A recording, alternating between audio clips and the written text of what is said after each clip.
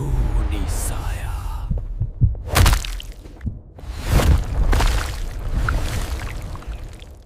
नीलेश, इसलिए तो मैं गांव में पोस्टिंग नहीं लेना चाहती थी। ये एक अच्छा शॉर्टकट है। फिर पता नहीं लोग यहां से जाने से क्यों मना कर रहे थे। शायरा, अगर गांव वाले मना कर रहे थे तो तुम्हें यहां से नहीं आना चाहिए था। अच्छा, गाड़ी पर ध्यान दो। मैं अब कॉल रखता हूं। जैसे ही शायरा ने कॉल काटी, उसकी कार अजीब सी आवाज करते हुए बंद हो गई। उसने कई बार चाबी घुमाकर कार स्टार्ट करने की कोशिश की, लेकिन सब बेकार था। सामने दूर दूर तक सिर्फ अंधेरा और सन्नाटा दिखाई दे रहा था।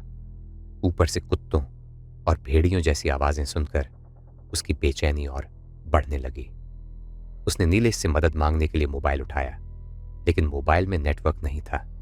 मजबूरी में शायरा खुद ही हिचकिचाते हुए कार से नीचे उतरी कि आखिर खराबी क्या है। जैसे ही वह नीचे उतरी, उसे अपने चारों ओर अजीब अजीब आवाजें और भी तेज सुनाई देने लगीं।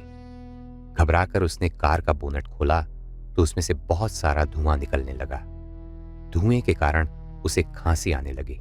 कुछ देर बाद जब धुआं छूटा तो उसने देखा कि इंजन बहुत गर्म हो चुका था।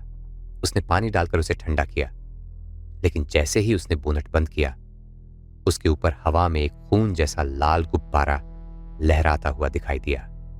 उसे देखकर शायरा चौंक गई, क्योंकि दूर दूर तक कोई इंसान नहीं था। वह डरते हुए उस गुब्बारे को पकड़ने की कोशिश करने लगी, लेकिन तेज हवा के साथ वह उससे दूर होता गया। शायरा भी जाने क्यों उसके पीछे चलती चली गई। हर बार वह गुब्बारे की डोरी पकड़ने की कोशिश करती और हर बार गुब्बारा उससे थोड़ा और दूर निकल जाता। इसी तरह चलते चलते वह अपनी कार से बहुत दूर जंगल के बीच बने एक पुराने लकड़ी के घर तक पहुंच गई। तभी उसे एहसास हुआ कि वह अपनी कार से बहुत दूर निकल आई है। वह वापस मुड़ने ही वाली थी कि अचानक जोरदार आवाज के साथ वह लाल गुब्बारा फट गया और उसी के साथ उस घर का दरवाजा अपने आप खुल गया। दरवाजे से अनगिनत चमगादड़ उड़ते हुए बाहर निकले। फिर दरवाजे के पीछे से एक हाथ चौखट पकड़कर किसी ने अपना आधा चेहरा बाहर निकाला। उसकी आंखें पूरी तरह काली थीं और सिर पर एक अजीब सी पगड़ी बंधी हुई थी। उसे देखकर शायरा चीख पड़ी, कौन हो तुम?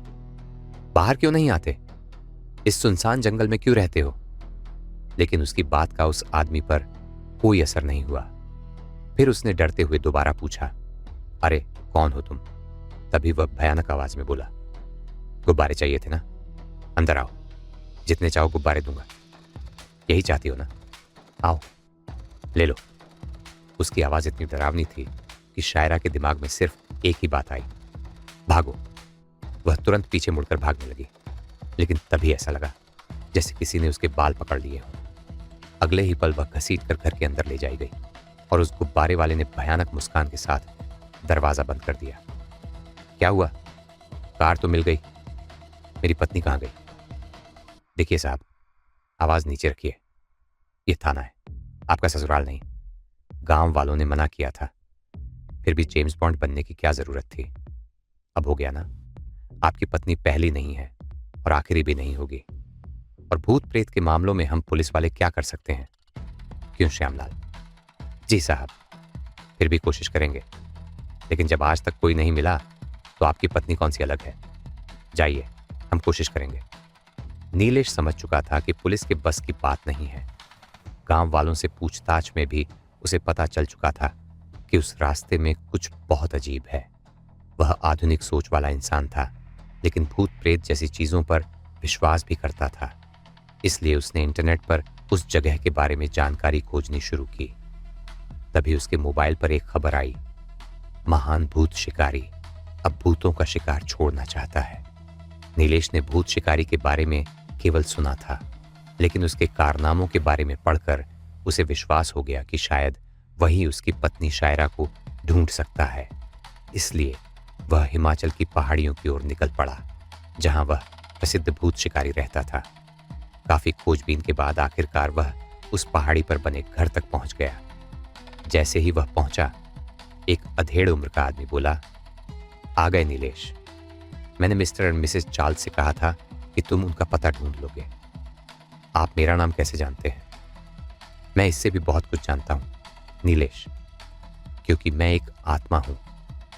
अगर आपको भी ऐसी रहस्यमयी, भूतिया और दिल दहला देने वाली कहानियां पसंद हैं तो वीडियो को लाइक करना बिल्कुल मत भूलिए।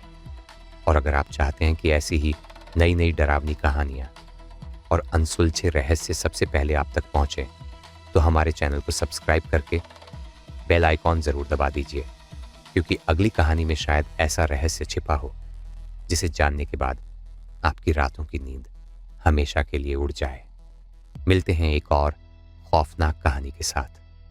तब तक के लिए अपना ख्याल रखिए और याद रखिए, हर अंधेरा सिर्फ अंधेरा नहीं होता, कभी कभी उसमें कोई आपका इंतजार भी कर रहा होता है।